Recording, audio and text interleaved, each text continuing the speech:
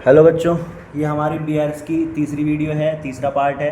Part number जो 1 था, part number 1 में हमने ये सीखा कि कैश बुक और पासबुक के बारे में जो भी बातें होती हैं वो किस तरीके की होती हैं। कैश बुक और पासबुक के बारे में जाना। जो पार्ट नंबर 2 था, पार्ट नंबर 2 में हमने ये समझा कि कैश बुक का और पासबुक का फेवरेबल बैलेंस और अनफेवरेबल बैलेंस कैसा कैसा होता है। और जो पासबुक का और कैश बुक का फेवरेबल और अनफेवरेबल बैलेंस होता है, इसके अलावा मैंने एक चीज़ और बताई थी आपको कि debit balance and credit balance किस तरीके से होते हैं और क्या क्या होते हैं। ठीक है जी। आज ये हमारी तीसरी वीडियो है, पार्ट नंबर 3 है। इसमें हम कुछ कैश बुक और पासबुक के बारे में थोड़ी सी जो बातें बची हैं, जो मोस्ट इंपॉर्टेंट बातें हैं, वो जान के ख़त्म कर देंगे और फिर कुछ बातें और जाननी हमें इस चैप्टर के बारे में। देखो भाई, ये वीडियो नंबर आपकी 3 है, पार्ट 3 है। यहाँ पर मुझे और बीआरएस को आगे बढ़ाना है और कुछ कैश बुक और पासबुक के बारे में कुछ थोड़ी सी बातें और बतानी है। ठीक है भाई, तो ये लेक्चर को स्टार्ट करते हैं। भाई, आपको मैंने बताया था कि कैश बुक और पासबुक कुछ इस तरीके से होती हैं। कैश बुक में और पासबुक में दोनों में ही कैश के आने और जाने का हिसाब रखा जाता है। डिफरेंस बस इतना है कि कैश बुक में हिसाब आप रखते हो, आप मतलब जो बैंक में पैसे जमा कर रहा है वो रखता है, और पासबुक में हिसाब बैंक रखता है। ठीक है जी।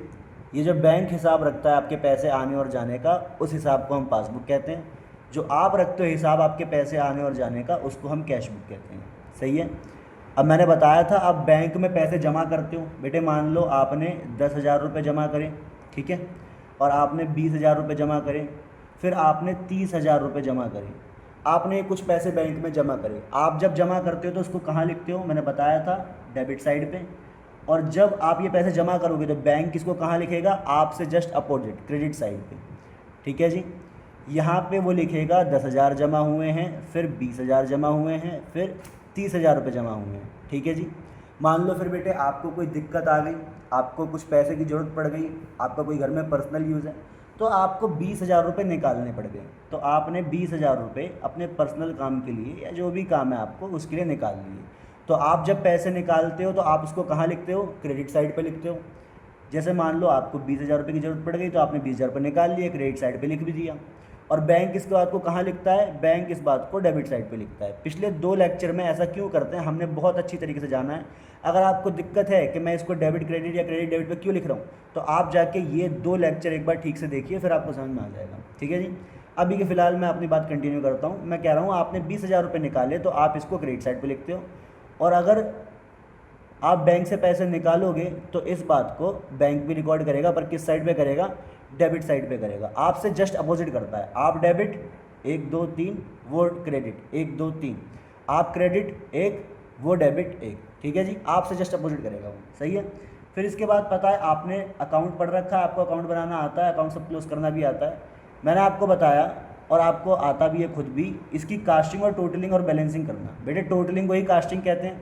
तो हम एक काम करते हैं, इसकी कास्टिंग करते हैं, दोनों साइड का टोटल करते हैं। अगर दोनों साइड का हम टोटल करेंगे तो बेटे बताओ इस साइड टोटल कितना आएगा? 10 20 30, ये हो जाएगा 60,000 रुपये। ठीक है जी। और इधर 20 ही है, लेकिन मैंने बताया था बड़ा टोटल दोनों साइड लिखते हैं, तो इधर भी 60,000 और इधर भी 60,000। इधर कितना टोटल आएगा? 60, उसको इधर भी लिख देंगे और इस साइड भी लिख देंगे। ठीक है जी। इधर भी टोटल कितना आएगा? 60, और 60 टोटल बड़ा है तो 60 टोटल को यहाँ भी लिख दूंगा मैं। सही है बात? ओके। अब बस अब यहाँ से आगे चलते हैं, आगे का सफ़र देखो जी। आगे मैं क्या बताने वाला हूँ आपको। बेटे देखो, इस साइड टोटल 60 है, इस साइड टोटल 20 है।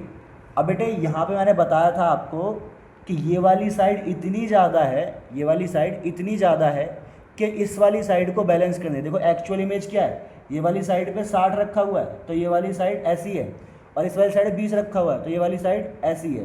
बेटे तराजू होता, तराजू तराजू क्या करेगा? ये वाली साइड भारी है तो नीचे चली जाएगी, ये वाली साइड हल्की है तो ऊपर आ जाएगी। आपको क्या करना है? आपको बेटे क्या करना है, ज़रा ध्यान समझना। आपको इस तराजू को बैलेंस करना है। तो आप इस तराजू को कैसे लेके आओगे? ऐसे लेके आओगे, है ना। तो उसके लिए आप क्या करोगे? उसके लिए हमने पार्ट 2 में सीखा था, यहाँ पे हम 40,000 रुपये लिख देंगे। ठीक है जी। जिससे ही क्या हो जाए, दोनों साइड बैलेंस हो जाए, दोनों साइड ऐसी हो जाए। तो 40,000 रुपये का क्या कहते हैं हम? बैलेंस CD कहते हैं। हमने सीखा था बैलेंस CD। और उससे भी एक इंपॉर्टेंट बात सीखी थी कि इस वाले बैलेंस को हम क्या कहते हैं? इस वाले बैलेंस को हम कहते हैं डेबिट बैलेंस। ठीक है जी। क्या कहते हैं? Debit balance. क्योंकि किस वजह से आया ये? सर ये डेबिट वाली साइड हैवी होने की वजह से आया है, इसलिए मैं इस वाले बैलेंस को, ये वाला बैलेंस डेबिट साइड हैवी होने की वजह से आया है, इसीलिए मैं आज से इस बैलेंस को कौन सा बैलेंस बोलूँगा, डेबिट बैलेंस बोलूँगा। ठीक है जी, सही है बात। आगे देखो, आगे बेटे बैंक ने आपकी रिकॉर्डिंग कर रखी है ना, बैंक भी हिसाब लगा रहा है, बैंक हिसाब लगा रहा है कि आपने जमा करें कितने, 10, 20 और 30। ठीक है जी, तो बैंक का टोटल कितना आया, 60। बैंक ने हिसाब लगा रखा है कि आपने कितने निकाले हैं, 20। ठीक है जी, तो ये बैंक के लिख लिया आपने 20 निकाले हैं। तो बेटे बैंक की ये वाली साइड हैवी है, 60 है। ठीक है जी, और ये वाली साइड क्या है, बहुत कम है। तो बैंक, अगर मैं इसको तराजू के पॉइंट ऑफ व्यू से बताऊँ, मैं आपको अगर इसको ऐसे बताऊँ तो बेटा ये वाली साइड बहुत हैवी है, ये वाली साइड चली जाएगी, नीचे चली जाएगी, 60 है। और ये वाली साइड कैसी है, बस 20 है, तो ये वाली साइड यहाँ पे आ जाएगी। तराजू कैसा हो जाएगा, ऐसा हो जाएगा। पर आपको तराजू कैसा करना है, बराबर करना है, दोनों चीज़ों को बराबर लेके आना है। तो इसीलिए आपको बैलेंस करना पड़ेगा इस चीज़ को। बेटा ऐसे ऐसे ऐसे नहीं रहने दोगे ना आप, इस चीज़ को बैलेंस करोगे ना ऐसे, तो बैलेंस करोगे तो आपको क्या लिखना पड़ेगा बेटा, इस साइड पे 20 बस है, इस साइड पे 60 है, क्या करोगे, इस साइड पे 40 और लेके आओगे।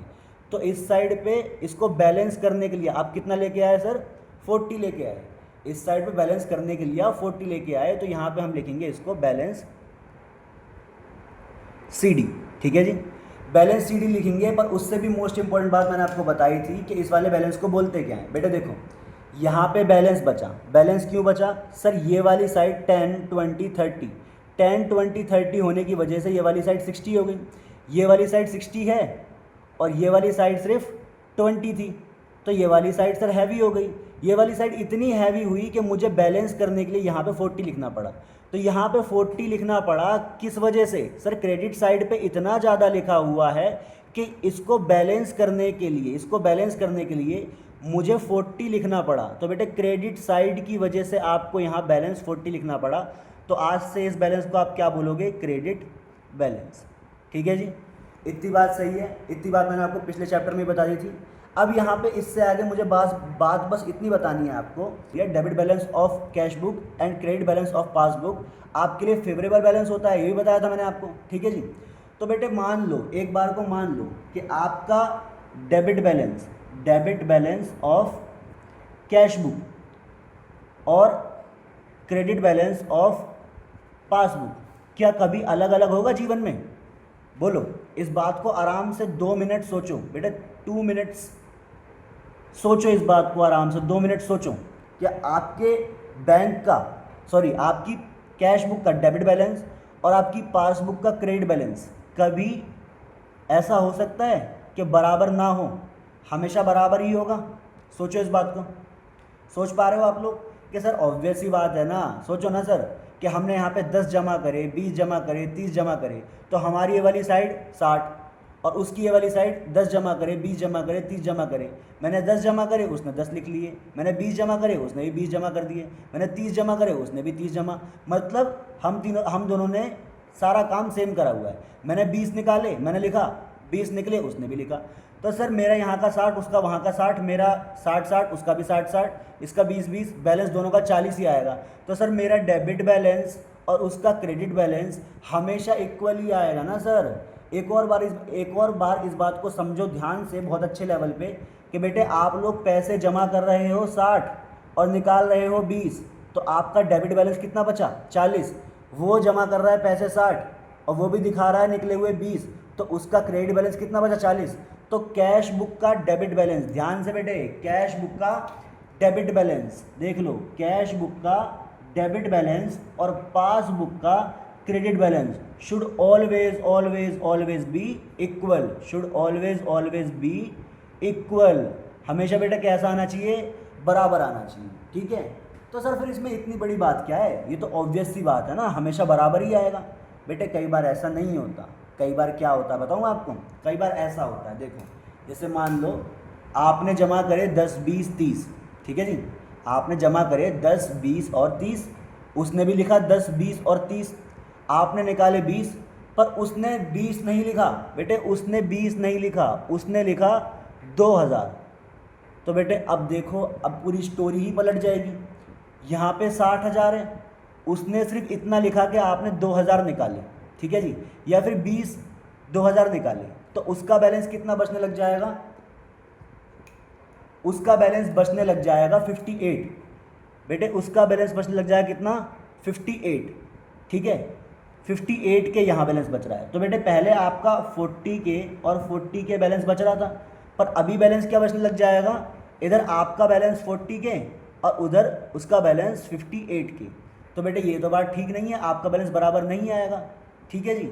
चलो, तो आप क्या कहोगे, सर ये हमारा बैलेंस इक्वल नहीं आ रहा, इसका मतलब क्या होता है डेली लाइफ में, इसका मतलब क्या है। बेटा डेली लाइफ में इसका मतलब ये है, समझ लो, देखो आपने इतने पैसे जमा करे, इतने निकाले, इतने बचे, आप बैंक से 40,000 मांग रहे हो, बैंक में इतने पैसे जमा हैं, इतने निकले हैं, देखो इतने निकले हैं और इतने बचे हुए हैं, तो बैंक कह रहा है हमें आपको 58,000 देने हैं।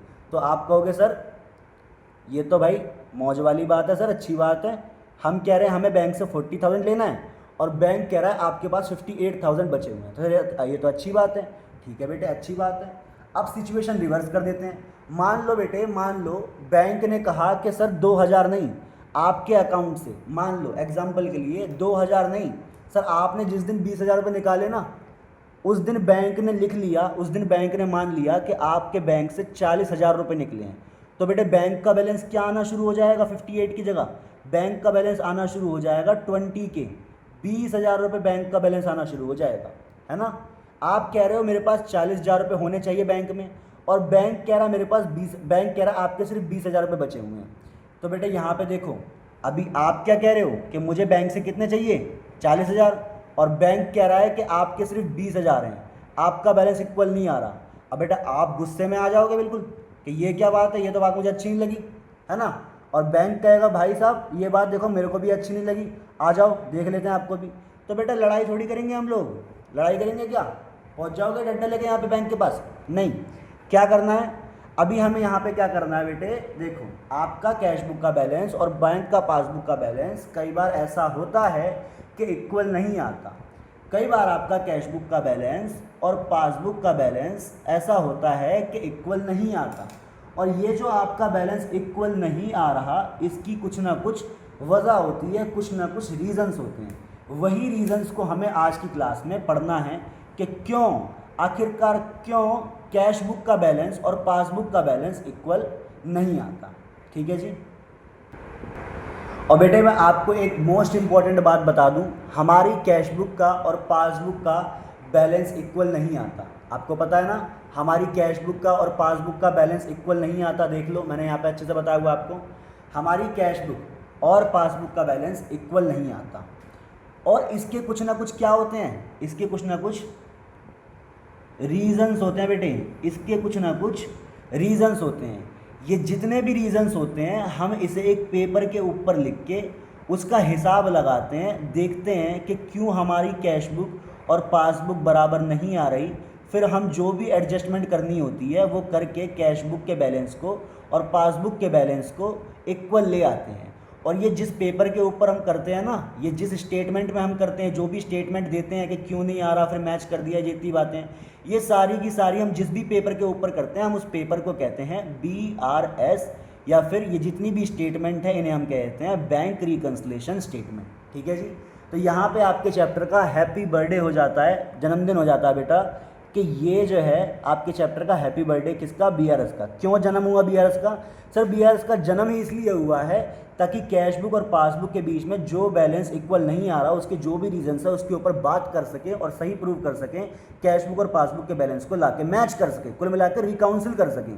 टोटल में मैं इतना कहना चाह रहा हूँ कि बैंक और कैश के बैलेंस को हम लोग रिकाउंसिल कर सकें। अगर कैश बुक ज़्यादा है पासबुक से तो उसको हम मैच कर दें, अगर पासबुक ज़्यादा है कैश बुक से तो उसको हम मैच कर दें। ये जो भी रीजंस है, जो भी बातें हैं BRS के ऊपर होती हैं, ठीक है जी। ऐसी स्टेटमेंट को हम कहते हैं BRS। ओके बात, आगे चलते हैं। देखो बेटे अब मैं आपको रीजंस बता देता हूँ कौन कौन से वो रीजंस होते हैं जिसकी वजह से कि बैंक का बैलेंस, सॉरी कैश बुक का बैलेंस और पासबुक का बैलेंस इक्वल नहीं आता, ठीक है जी। बेटे ये कुछ रीजंस होते हैं जिसकी वजह से हमारी कैश बुक का और पासबुक का बैलेंस इक्वल नहीं आता, ठीक है जी। देखो मैंने यहाँ पे लिखा हुआ आप लोगों के लिए रीजंस, ऐसे रीजंस ऑफ, रीजंस किस चीज़ के, differences between balance as per cash book and passbook. Cash book और पासबुक के बैलेंस इक्वल नहीं आते, उसके क्या लिखे हुए हैं यहाँ पे, रीजंस लिखे हुए हैं। बेटे पहला रीज़न होता है टाइमिंग डिफरेंस, मतलब कई बार टाइम में, देखो आप लोग चिंता मत करना कि सर ये क्या बता रहे हो आप, हमें तो बिल्कुल समझ में नहीं आ रहा। बेटा ये सारे पॉइंट मैं बस अभी आपको पढ़ के बता रहा हूँ, अभी कुछ भी मैंने समझाया नहीं है, एक्सप्लेन नहीं करा है, तो आप अभी इस चीज़ की चिंता मत करना कि आगे क्या होने वाला है, बस आप देखो, देखते जाओ, ठीक है जी। पहला होता है timing difference, difference due to timing. Timing की वजह से कभी कभार कैश बुक का और पासबुक का बैलेंस इक्वल नहीं आता है, ठीक है जी। अगला रीज़न होता है ट्रांजैक्शन रिकॉर्डेड बाय बैंक, मतलब बैंक वालों ने ट्रांजैक्शन को रिकॉर्ड कर लिया है, बट लेकिन not bye account holder. Account holder मतलब जो अकाउंट बना रहा है कैश बुक का। बेटे पासबुक वालों ने transaction recorded by bank, bank वालों ने रिकॉर्ड कर लिया है, बट लेकिन not bye account holder, cash book वाले ने रिकॉर्ड नहीं करा है। तो बेटा अगर ऐसा होगा तो ऑब्वियस सी बात है बैलेंस इक्वल नहीं आएगा, बैलेंस में डिफरेंस आएगा। ऐसा क्यों होगा अभी बताऊंगा थोड़ी देर में, ठीक है जी। अगला रीज़न क्या होता है? अगला रीज़न होता है बेटे एरर्स। एरर्स मतलब सीधे सीधे गलती कर देते हैं हम कोई। ये गलती मे बी बाय बैंक, या तो बैंक कर सकता है, मे बी बाय कस्टमर, या तो कैश बुक बनाने वाला कर सकता है। एरर्स यानी गलतियाँ, गलतियाँ कौन कर सकता है? मे बी बैंक यानी कि पासबुक बनाने वाला, और मे बी बाय कस्टमर यानी कि कैश बुक बनाने वाला। गलतियाँ कोई भी कर सकता है दोनों में से, ठीक है जी। बस अभी हमें इसकी कौन कौन सी गलती होती है, कैसी कैसी गलती होती है, हम आगे जानेंगे।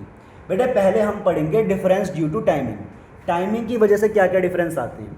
टाइमिंग की वजह से बेटा दो ही डिफरेंस आते हैं। पहली डिफरेंस है due to cheque issued but not presented for payment. इसको हम अच्छे से समझते हैं कि cheque issued but not presented due to payment, ये जो भी अंग्रेजी में लाइन लिखी हुई है, इस एक लाइन की वजह से कैश बुक या पासबुक का बैलेंस इक्वल कैसे नहीं आ सकता, इस बात को मैं अभी आपको समझाता हूँ। देखो बेटे ये पॉइंट था जिसे हमें पढ़ना है कि सर आपने हमें बताया था ये एक अंग्रेजी की लाइन है जिसकी वजह से चेक इशूड मैंने दो बार लिख दिया, sorry, cheque issued but not presented for payment. Cheque issue कर दिया पर प्रेजेंट नहीं करा पेमेंट के लिए। ये हमें समझ में नहीं आ रहा सर क्या लिखा हुआ है, और इस एक सिंगल अंग्रेजी की लाइन से कैश बुक और पासबुक के बीच के बैलेंस में डिफरेंस कैसे आ रहा है, ये बात मैं आपको समझाता हूँ। इसी बात को मुझे आपको समझाना है। देखो बेटे हर एक चीज़ हम स्टोरी के थ्रू समझेंगे, एक थोड़ी सी स्टोरी के थ्रू समझेंगे तो हमें अच्छे से वो चीज़ याद रहेगी, और वो रीज़न हमें रट जाएगा अच्छे से कि भाई यहाँ पे क्या होता है क्या नहीं होता। देखो भाई चेक का मतलब तो आप जानते हो, एक ऐसा ऑर्डर या ऐसा एक कागज़ का डॉक्यूमेंट जिसके बदले में हम पैसे डिपॉजिट या निकाल सकते हैं या विड्रॉ कर सकते हैं, कुछ भी कर सकते हैं, ठीक है जी। चेक वो होता है, चेक तो आप लोग जानते हो। चेक इशूड, इशू का मतलब क्या होता है बेटे? इशू का मतलब होता है, ध्यान से सुनना, इशू का मतलब होता है, ऐसे ये मान लो आपके फादर हैं, ठीक है, ये जो आपके फादर हैं, ये आपके फादर ने आपसे कहा कि बेटे जा ये ले, ये आप हो, और उन्होंने कहा ये एक टोकरी दे दी आपको, एक टोकरी में यहाँ पे कुछ फल रखे हुए हैं, आप मंदिर जाओ पूजा करो, और मंदिर जाके उसके बाद जब बाहर निकलो तो ये जो भी फल हैं ये नीडी पीपल्स में, नीडी मतलब ज़रूरी, जो ज़रूरतमंद लोग हैं उसमें ना ये उन लोगों को ये फल बांट देना। बांट देना मतलब दान दे देना, मतलब इशू कर देना, उन लोगों को ये फल इशू कर देना। आप इसको दान देना बोल सकते हो, उनको देना बोल सकते हो, या फिर उनको इशू करना बोल सकते हो। इशू करना मतलब हमारे पास से कोई चीज़ चली जाए, हम अपने पास से कोई चीज़ उठा के दे दें, तो उसको हम कहते हैं इशू करना, ठीक है जी। चेक इशूड मतलब कि हमने क्या करा, चेक इशू करा, किसी को दे दिया। तो समझ में आ गया आपको इशू का मतलब? तो आपने क्या करा है, चेक इशू, आपने किसी को चेक दिया है। जैसे मान लो बेटे ये आप हो और ये कोई सप्लायर है, आपने इन सप्लायर से, इस भाई साहब से आपने क्या करा, फर्नीचर खरीदा था। तो ये सप्लायर कहता है कि भाई साहब आप मुझे पैसे दे दो मेरे। तो आप कहते हो भाई देखो अभी मेरे पास कैश तो नहीं है, तो वो कहता है कोई बात नहीं कैश मत दो, आप एक वो दे दो, एक पेपर आता ना, पेपर बोल दो, चेक। इसने कहा आप मेरे को चेक दे दो, तो आपने क्या करा, इसको चेक इशू कर दिया। आपने इसको चेक बुक में से चेक फाड़ के वहाँ पे लिखा कि जाओ मेरे बैंक अकाउंट से इतने इतने पैसे निकाल लो और अपने पैसे ले लेना, मतलब आपने इसको क्या कर दिया, चेक इशू कर दिया। दोबारा सुन लो बेटे, दोबारा बता देता हूँ अच्छे से। ये आप हो और ये एक कोई सप्लायर है, आपने इस सप्लायर से बेटे फर्नीचर, कोई लकड़ी का सामान खरीदा था। अब वो लकड़ी का सामान जब आपने खरीदा तो आपको बदले में इसे क्या देना पड़ेगा, फर्नीचर अगर आपने इससे ख़रीद लिया तो बदले में आपको इसको क्या देना पड़ेगा, कैश देना पड़ेगा। तो आपके पास बेटे उस टाइम पे कैश नहीं था, तो आपने क्या करा, इसको चेक दिया। आपने कहा जाओ ये चेक, उसने कहा मैं इस चेक का क्या करूं, इस पे चेक पे आपने 10,000 रुपये लिखे हुए हैं, मैं इस चेक का क्या करूं, मुझे समझ में नहीं आ रहा। तो आपने कहा जाओ बैंक जाओ, आपने सुना होगा बैंक नाम की कोई चीज़ होती है, बैंक जाओ और बैंक वालों को दिखाना, बैंक वालों को एक चेक दिखाना और बैंक वालों को चेक दिखा के बोलना है कि ये चेक आशीष जी ने मुझे दिया है, ऐसी ऐसी बात है और आप मुझे आप पैसे दे दो। तो वो लोग आपको जो है मेरे अकाउंट से 10,000 रुपये निकाल के आपको दे देंगे। ध्यान से, ये मेरा अकाउंट है, मान लो ये बैंक में मेरा अकाउंट है, मेरे अकाउंट में से बेटा 10,000 रुपये बाहर निकाल के किसके अकाउंट में डाल देंगे, इस सप्लायर के अकाउंट में 10,000 रुपये डाल देंगे। मेरे अकाउंट से बेटे क्या हो गए, माइनस हो गए, और इसके अकाउंट में क्या हो गए, प्लस हो गए। तो मेरे अकाउंट से पैसे निकाल के किसके अकाउंट में डाल दिए जाएंगे, सप्लायर के अकाउंट में। ठीक है जी, मतलब थर्ड पार्टी जो भी है जिसको पैसे देने हैं उसके अकाउंट में पैसे डाल दिए जाएंगे। सही है बात। अभी इसी बात को मैं कैश बुक और पासबुक के ऊपर लेके आता हूँ कि कैश बुक और पासबुक में ये बातें कैसे होंगी। देखो बेटे, यही स्टोरी है, यही स्टोरी मैं आगे कंटिन्यू कर रहा हूँ। बस इसी स्टोरी को मैं अकाउंट पे लेके आ रहा हूँ। ये जो स्टोरी है ना, इसी को मैं अकाउंट पे लेके आ रहा हूँ। बेटे आप हिसाब रखते हो आपके पास से कैश गया या नहीं गया, जितनी भी चीज़ें आप भी हिसाब रखते हो, और साथ में एक और कोई हिसाब रखता है, क्या नाम है उसका, बैंक। बैंक भी हिसाब रखता है। जो बैंक हिसाब रखता है उसके हिसाब का नाम क्या होता है, पासबुक। और जो हम हिसाब रखते हैं हमारे हिसाब का नाम क्या होता है, कैश बुक। ये कैश बुक है और ये बेटे पासबुक है। ठीक है जी, सही है बात। आगे बात करते हैं। आपने बेटे 10,000 रुपये दिए, आपने चेक इशू करा। कितने का इशू करा, देखो ये रहा चेक, पढ़ के बताओ। 10,000 रुपये का चेक इशू करा। तो बेटे जिस दिन आपने चेक इशू करा, आपको तो ये बात पता है ना कि कुछ दिनों बाद क्या होने वाला है, आपके बैंक से पैसे कट के इसके बैंक में जाने वाले हैं। मतलब आपका कैश बुक में से पैसे निकल के, मतलब आपके बैंक में से पैसे निकल के यहाँ पे जाने वाले हैं। तो आपको पता चल गया, क्या पता चला बेटे, क्या पता चला, पता ये चला कि सर बैंक मेरा कम होने वाला है। अगर बैंक मेरा कम होगा तो बैंक होने के साथ साथ बैंक मेरा क्या है, एसेट भी है। बैंक का कम होना मतलब एसेट का कम होना, और एसेट का कम होना मतलब क्रेडिट साइड। तो आप इस बात को किस साइड पर रिकॉर्ड करोगे बेटे, क्रेडिट साइड पे। कितना रिकॉर्ड करोगे, 10,000 रुपये। ठीक है जी, आप लोग ऐसे नहीं लिख सकते, मुझे यहाँ पे थोड़ी सी जगह कम कर दी है मैंने, इसलिए मुझे ऐसे लिखना पड़ रहा है। आप लोग पूरा 10,000 लिखोगे। ठीक है जी, आपने 10,000 रुपये ऐसे रिकॉर्ड करे। क्यों रिकॉर्ड करे, क्योंकि सर आपको पता है आपने चेक क्या करा है, अभी अभी चेक इशू करा है। किसको करा है इशू, सप्लायर को इशू करा है। अभी वो जाएगा बैंक में जमा करेगा, जमा करेगा तो आपके अकाउंट से पैसे निकाल के इसका अकाउंट में डाल दिए जाएंगे। तो आपका बैंक कम होगा, बैंक कम होना मतलब एसेट कम होना, एसेट कम होना मतलब क्रेडिट साइड। तो मैंने कैश बुक में क्रेडिट साइड लिख दिया। ओके, इतनी बात। आगे चलें। आगे देखो बेटे, पूरी बात पढ़ लेते पहले, पूरी बात। आधी अधूरी जानकारी खतरनाक होती है। Little knowledge is a danger thing. Check issued but लेकिन नॉट प्रेजेंटेड, प्रेजेंट ही नहीं करा। ये सप्लायर भाई हैं, अब पता नहीं इनको क्या बेटा चुलबुली चढ़ी, ये बैंक ही नहीं गए, ये यहाँ से चेक लिया और चेक लेके इतनी पतली गली से निकल के अपने कहीं ना कहीं बेटा घर चले गए। हमें नहीं पता इनका घर कहाँ पे है, कहीं ना कहीं चले गए। ठीक है जी, अपनी फैमिली को लेके, ये भाई साहब है ना, ये इनकी मिसेज, ये इनके बच्चे, ये पूरी फैमिली कहाँ चली गई बेटे, गोवा। ये गोया गए बेटा, गोया गए घूमने, या फिर मनाली, कहीं भी गए घूमने, हमें नहीं पता। ये पूरी फैमिली को लेकर कहीं घूमने चला गया। ठीक है जी, अब बेटा ये फैमिली को लेकर घूमने गया, 4 महीने बाद ये गोवा की ट्रिप से वापस आया। ठीक है जी, या 4 महीने ज़्यादा हो जाएगा, 2 महीने मान लेते हैं। ये 2 महीने बाद गोवा की ट्रिप से वापस आया। अभी जब ये वापस आ जाएगा तो इसके बाद मैं इससे पूछूंगा कि भाई आपने वो चेक डिपॉजिट करा था, जो चेक मैंने आपको दिया था। तो ये बोलेंगे नहीं सर, अभी मेरे को टाइम नहीं मिला तो मैं इस चेक को डिपॉजिट नहीं कर पाया। इस चेक को डिपॉजिट ना कर पाने की वजह से सिचुएशन क्या बनेगी, आपको तो बेटे पता है चेक आपने इशू कर दिया। अगर आपने चेक इशू करा है तो उसकी वजह से आपका बैलेंस बस बैंक से कम होने ही वाला है, तो आपने इस बात को पहले ही रिकॉर्ड कर दिया। बैंक कम मतलब एसेट कम, एसेट कम मतलब क्रेडिट, तो आपने यहाँ पर रिकॉर्ड कर दिया। पर ये क्या बैंक को बेटा, बैंक के पास ये चेक पहुँचा, हाँ या ना? ये चेक कौन लेके गया था, कस्टमर। और कस्टमर तो सप्लायर है, जो भी है सप्लायर, ये लेके कहाँ भाग गया चेक को, गोवा चला गया बेटा घूमने। बिना चेक को बैंक में जमा करे ये गोवा चला गया घूमने।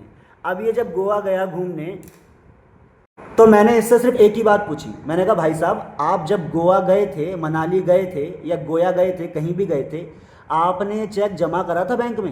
ये कह रहा इल्ला ना, मैंने चेक डिपॉजिट नहीं करा।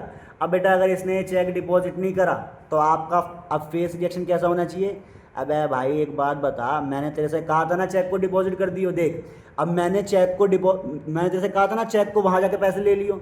अभी तूने चेक डिपॉजिट नहीं करा, तूने बैंक में चेक जाकर प्रेजेंट नहीं करा, उससे पता क्या हुआ, चेक इशूड। मैंने तो चेक इशू कर दिया था, चेक इशू करने की वजह से क्या हुआ था, मेरे लगा था मेरे बैंक से पैसे कट जाएंगे, तो मैंने बैंक कम एसेट कम क्रेडिट कर दिया था, यहाँ पर रिकॉर्ड कर दिया था। पर पासबुक में वो चीज़ रिकॉर्ड ही नहीं हुई। क्यों? क्योंकि बैंक को पता ही नहीं चला कि मुझे ये काम करना है। बेटे बैंक को कब पता चलता कि मुझे ये काम करना है? जब बैंक के पास ये वाला चेक जाता। और ये वाला चेक तो बेटा कहाँ पे है अभी? गोवा में ये वाला चेक। ठीक है जी, ये वाला चेक कहाँ गया हुआ है? गोवा गया हुआ है। बैंक के पास तो ये चेक गया ही नहीं है। तो चेक इशूड, मैंने तो चेक इशू कर दिया, बट नॉट प्रेजेंटेड। पर इस बुद्धू आदमी ने उस चेक को बैंक में जाके प्रेजेंट ही नहीं करा, दिखाया ही नहीं बैंक में। तो क्या बैंक ये काम कर पाएगा बेटा? कर पाएगा बैंक ये काम? ये काम सर बैंक नहीं कर पाएगा, क्योंकि बैंक के पास तो चेक ही नहीं गया। बैंक को कैसे पता कि आपके बैंक से आप वो बैंक से पैसे कम करने हैं मुझे? ठीक है जी। तो लेकिन मैं फिर भी एक बात पूछता हूँ, अगर बैंक को पता चल जाता, अगर बैंक को पता चल जाता, मान लो इसने चेक डिपॉजिट कर दिया होता, तो बैंक क्या करता?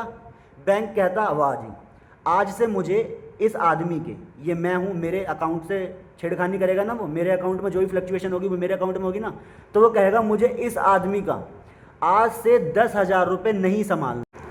ये जो सप्लायर है, ये जो सप्लायर है बेटे, इसको क्या करूँगा, ये बैंक वाला 10,000 रुपये निकाल के दे देगा इसको।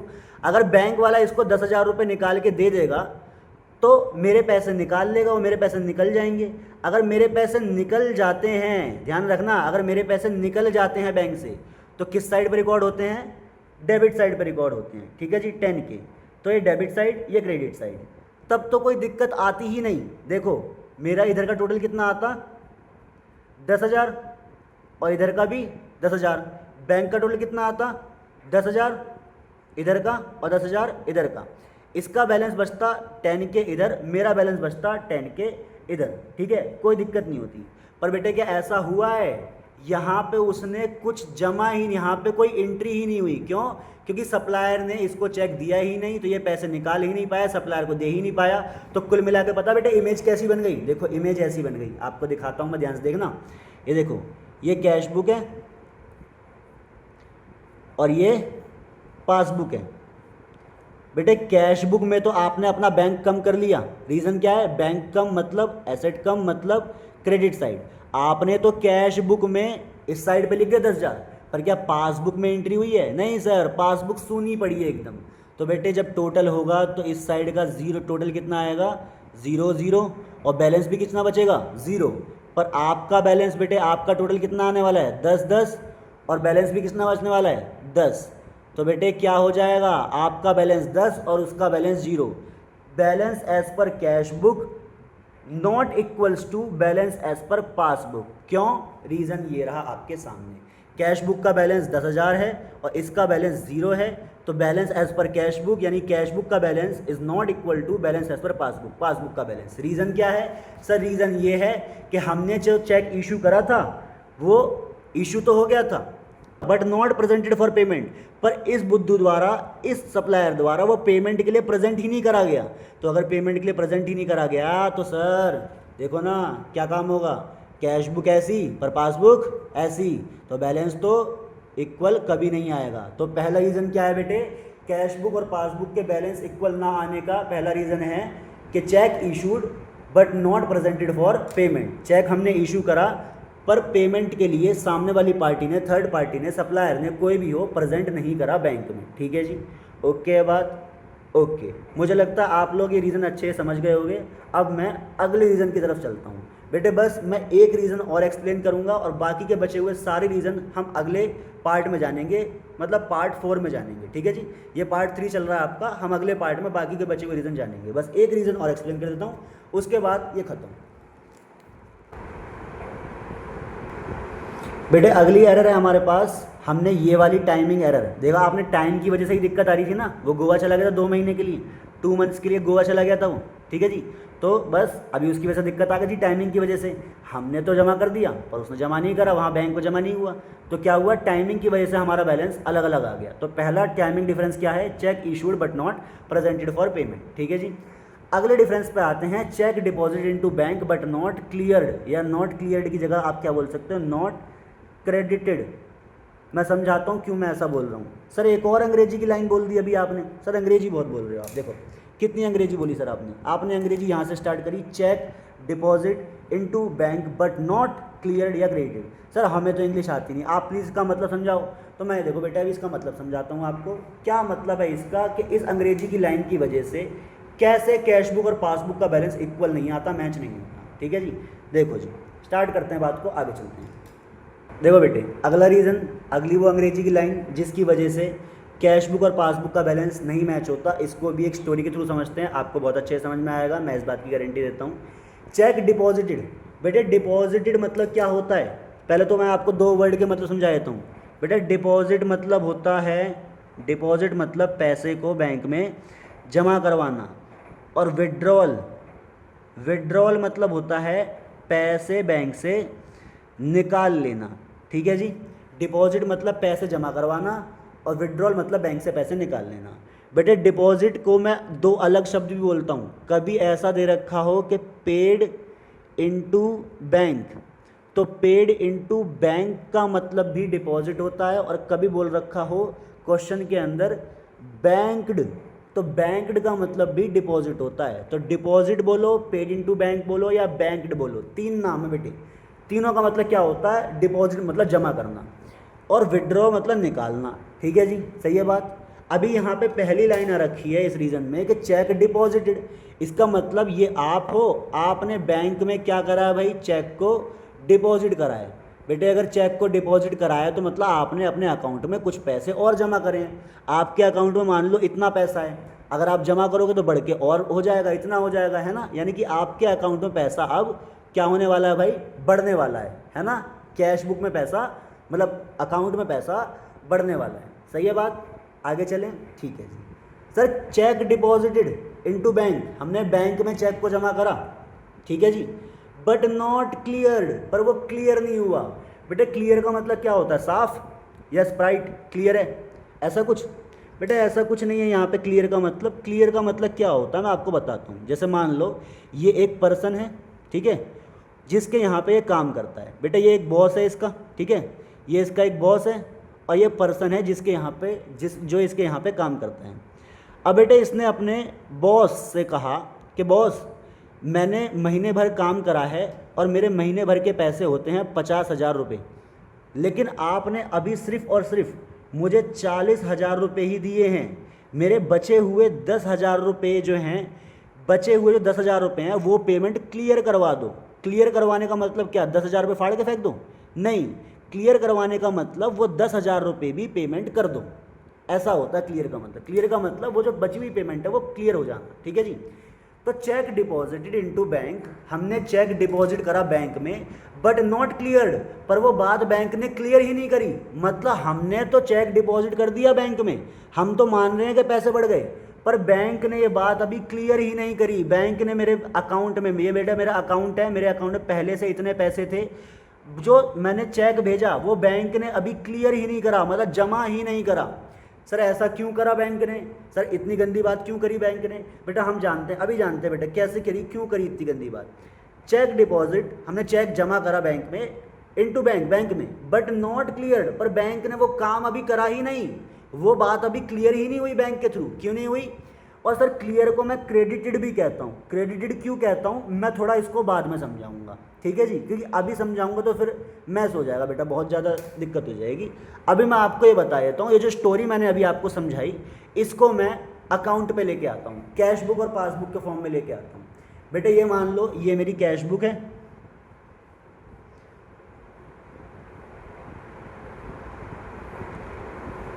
और ये मेरी पासबुक है, ठीक है जी। ये मेरी कैश बुक है और ये मेरी पासबुक है, सही है, समझ रहे हो बात को। यहाँ पे मैंने लिखा कैश बुक, यहाँ पे मैंने लिखा पासबुक। बेटा मान लो आपने 10,000 रुपये का चेक, ये 10,000 का चेक बैंक में जमा करवाया था। तो आपने बैंक में जमा करवाया, मतलब आपको पता है, आपके दिमाग में एक इमेज बन गई कि मैं अगर बैंक में जमा करवाऊँगा तो ये मेरा अकाउंट है, ये मेरा अकाउंट है, मेरे अकाउंट में पैसे क्या हो जाएंगे, 10,000 रुपये का चेक जमा करते ही मेरे बैंक में 10,000 रुपये बढ़ जाएंगे, है ना। तो आपने सोचा कि आपका बैंक तो भाई क्या आपका बैंक तो बढ़ने वाला है, और बैंक का बढ़ना मतलब एसेट का बढ़ना, और एसेट का बढ़ना मतलब डेबिट साइड। तो इस बात को आपने डेबिट साइड पे लिख दिया, कितना, 10,000 रुपये। आपने यहाँ पे आके 10,000 लिख दिया, बैंक में 10,000 रुपये, और बैंक में ये check deposited but not cleared. पर ये बात जो है बैंक में क्लियर ही नहीं हो पाई, बैंक इस बात को क्लियर ही नहीं कर पाया, मतलब वो पेमेंट वहाँ से बैंक से डन ही नहीं हुई अभी तक। तो बेटे आपने तो पैसे बढ़ा लिए कैश बुक में, पर पासबुक में क्या वो पैसे बढ़ पाए? नहीं बढ़ पाए। लेकिन फिर भी एग्जाम्पल के लिए मान लेते हैं, अगर पासबुक में वो पैसे जमा हो जाते हैं, हम जमा करते हैं तो कहाँ पे लिखते हैं? कैश बुक की डेबिट साइड पे। अगर बैंक वही पैसे जमा करता है तो कहाँ पे लिखता है? पासबुक की क्रेडिट साइड पे। अगर जमा हो जाते 10,000 रुपये तो वो 10,000 रुपये यहाँ पे लिखता। अगर वो 10,000 रुपये यहाँ पे लिखता तो फिर यहाँ का टोटल कितना आता? 10,000, और इसको हम दोनों साइड पे लिखते हैं। यहाँ का टोटल भी कितना आता? 10,000, और इसको भी हम दोनों साइड पे लिखते हैं। तो सर फिर तो कोई दिक्कत ही नहीं थी, कैश बुक और पासबुक दोनों का बैलेंस, कैश बुक और पासबुक दोनों का बैलेंस 10-10 हज़ार रुपये आ रहा है सर, फिर तो कोई दिक्कत वाली बात ही नहीं है। पर बेटे ये एक्चुअल इमेज थोड़ी है अकाउंट की। अकाउंट की एक्चुअल इमेज क्या है? अकाउंट की एक्चुअल इमेज तो बेटे ये है, देखो अकाउंट की एक्चुअल इमेज तो ये है। ये तो फेक बातें हैं बेटे, फेक वादे, ये तो फेक वादे हैं, ये तो झूठी बातें हैं। असली बात क्या है? असली बात तो सर ये है, देखो चेक डिपॉजिटेड, हमने बैंक में चेक को जमा करवाया था 10,000 रुपये का, तो हमने सोचा हमारे बैंक में 10,000 रुपये बढ़ेंगे। बैंक का बढ़ना मतलब एसेट का बढ़ना, एसेट का बढ़ना मतलब डेबिट साइड। तो सर हमने ऐसा यहाँ पे लिख दिया था, पर sir but not cleared by the bank, ये बात बैंक क्लियर ही नहीं कर पाया, इस बात को बैंक ने डन ही नहीं करा। अगर इस बात को बैंक ने डन ही नहीं करा तो बेटे क्या यहाँ पे कोई भी एंट्री होगी? कोई भी एंट्री पासबुक में हो पाएगी? अब आपका सीधा सा क्वेश्चन मेरे से ये होगा, सर बैंक ने करा क्यों नहीं? बैंक की हमारे से सर पर्सनली 1v1 दुश्मनी है क्या बैंक की? नहीं बेटे कोई दुश्मनी नहीं है। मैं बताऊं क्या हुआ होगा, देखो ऐसा हुआ होगा, आपने चेक बैंक को दिया, ठीक है, ये चेक बैंक के पास इधर से ऐसे, इधर से ये चेक इस पार बैंक के पास आपका चेक पहुंच गया, ठीक है जी। पर बेटे बैंक का चेक मान लो आप एकदम लास्ट मिनट पे दे के आए, बैंक बंद होने वाला था, तो बैंक वालों ने सोचा कि हम इस काम को कल कर लेते हैं, कल बेटे कल आके करेंगे वो, ठीक है। और बेटे कल थी बैंक की छुट्टी, फिर बेटे दिवाली, छोटी दिवाली, बड़ी दिवाली, गोवर्धन है ना, कुछ ऐसा आ गया, फिर उसके बाद और छुट्टी पड़ गई, बेटे बाढ़ आ गई, सब बैंक सब बंद, बेटे चल ही नहीं पा रहे लोग, बैंक क्या खुलेंगे, है ना। फिर बेटे कोई क्रिमिनल बाहर निकल गया, ऐसे ही फिर अब बैंक खुला, और आपको पता होगा, देखो बेटे 7 या 8 दिन बाद बैंक खुला किसी भी वजह से, और आपको पता भी होगा बैंक के 3 वर्किंग डेज में चेक आता है, मे भी जल्दी आ जाए, मे भी उसी टाइम आ जाए, मे भी 3 दिन लग जाए, पर 3 वर्किंग डेज होते हैं उनके, तो 3 दिन और लगेंगे। मान लो आपकी किस्मत खराब है, तीसरे वर्किंग डे पे ही आएगा आपका चेक, मतलब तीसरे वर्किंग डे पे ही डिपॉजिट होगा। तो भाई कुल मिला के आपका चेक 12 से 13 दिन लेट हो रहा है ना, 12 से 13 दिन आपका चेक लेट हो रहा है। ये जो आपका चेक लेट हो रहा है ना, ये चेक लेट होने की वजह आपको अब समझ में आ गई। तो सर इसीलिए बैंक की हमारी कोई दुश्मनी नहीं है, इसीलिए बैंक तो चाहता है कि जल्दी से मैं इसका काम कर दूं, कस्टमर सेटिस्फाइड रहे मेरे से, पर बैंक बेटा नहीं कर पाया। क्यों बेटा? इतने सारे रीज़न हो गए थे, है ना। कोई चोर भाग गया था, शहर में कोई चोर आ गया था, सबको मार रहा था वो, इसलिए बैंक बंद सेफ्टी के लिए। बेटे बाढ़ आ गई थी, दिवाली आ गई थी, सब कुछ आ गया था, तो इसलिए बैंक बेटा बंद ही रहा, और जब खुला तब भी 3 दिन लगे। तो बेटा आपकी किस्मत खराब है। देखो आपकी पेमेंट जो, मतलब पेमेंट कह रहा हूँ, आपने डिपॉजिट करा है बैंक के अंदर, वो बात बैंक क्लियर कर सकता है, मतलब आपकी तरफ से बात क्लियर है, आपने डिपॉजिट कर दिया, बैंक भी जमा करके उस बात को क्लियर कर सकता है, पर बैंक क्लियर नहीं कर पा रहा। क्यों? क्योंकि ये बात आ रही है बीच में, कल कल कल कल कल, ठीक है जी, इसीलिए पासबुक में ये बात क्लियर नहीं हो पा रही। तो हमारे यहाँ का बैलेंस कितना आएगा भाई? सर पहले तो हमारे यहाँ का टोटल आएगा 10-10 और बैलेंस बचेगा 10। बैंक का टोटल आएगा सर 0-0 और बैंक का टोटल ही बचेगा 0। तो इसलिए balance as per cash book is not equals to balance as per passbook. Cash book और पासबुक का बैलेंस इसीलिए मैच नहीं हो पा रहा है, ठीक है जी, समझ गए आप लोग बात को। इसलिए बेटे कैश बुक और पासबुक का बैलेंस मैच नहीं हो पा रहा है। क्यों? क्योंकि बैंक ने वो पेमेंट क्लियर नहीं करी। 1 मिनट, अभी मैंने एक बात समझाई थी आपको, अच्छा आपको ये बात समझ में आ गई? सर ठीक है, मैं समझ गया। ये अंग्रेजी की जो लाइन लिखी हुई है, अंग्रेजी की लाइन है चेक डिपॉजिट, मतलब चेक जमा करा इनटू बैंक, बैंक में, बट नॉट क्लियर, पर वो क्लियर नहीं हो पाया बैंक की तरफ से। इसका मतलब इस अंग्रेजी की लाइन के मतलब से, इस अंग्रेजी की वजह से क्यों कैश बुक और पासबुक का बैलेंस मैच नहीं होता, ये बात हम समझ गए।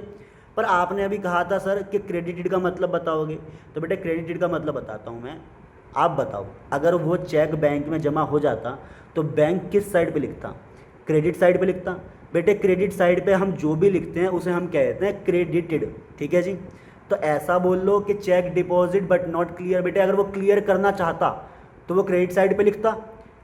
क्लियर बोल लो या फिर क्रेडिट बोल लो। क्रेडिटेड मतलब क्रेडिट साइड पे लिख के क्लियर कर दो, और क्लियर मतलब क्लियर कर दो, ठीक है जी। तो दोनों का मतलब एक ही होता है, कोई डिफरेंस वाली बात नहीं है। तो बेटे दो रीज़न थे जिसकी वजह से आपकी कैश बुक और पासबुक का बैलेंस इक्वल नहीं आता। पहला रीज़न था बेटे check deposited, check issued but not presented. पहला रीज़न ये था, आप चाहो तो इसका स्क्रीनशॉट ले लो यहाँ से। ये पहला रीज़न ये था बेटे, ये मैंने पहला रीज़न बताया था आपको। और दूसरा रीज़न आपका ये था, देखो जी, दूसरा रीज़न मैंने आपको ये समझाया कि चेक डिपॉजिटेड, ये रहा cheque deposited to bank but not cleared. आप इसका स्क्रीनशॉट ले लो, इसको नोट कर लो अच्छे से, फिर अगली क्लास में इससे आगे की बातें करेंगे, इससे आगे के और रीज़न समझेंगे कि क्यों कैश बुक का पासबुक का बैलेंस इक्वल नहीं आता। अभी हमने बस दो ही रीज़न समझे जिसकी वजह से कैश बुक और पासबुक का बैलेंस इक्वल नहीं आता, और जो कि हमारा क्या था, डिफरेंस ड्यू टू टाइमिंग, जो टाइमिंग की वजह से डिफरेंस आ रहा था। तो हमने टाइमिंग की वजह से जो भी डिफरेंस होते हैं वो पढ़ लिए, ये दोनों। तो टाइमिंग की वजह से कितने डिफरेंस होते हैं बेटे, आप एक बार इसको कमेंट करके बता दो कि टाइमिंग की वजह से कितने डिफरेंस होते हैं, ठीक है जी।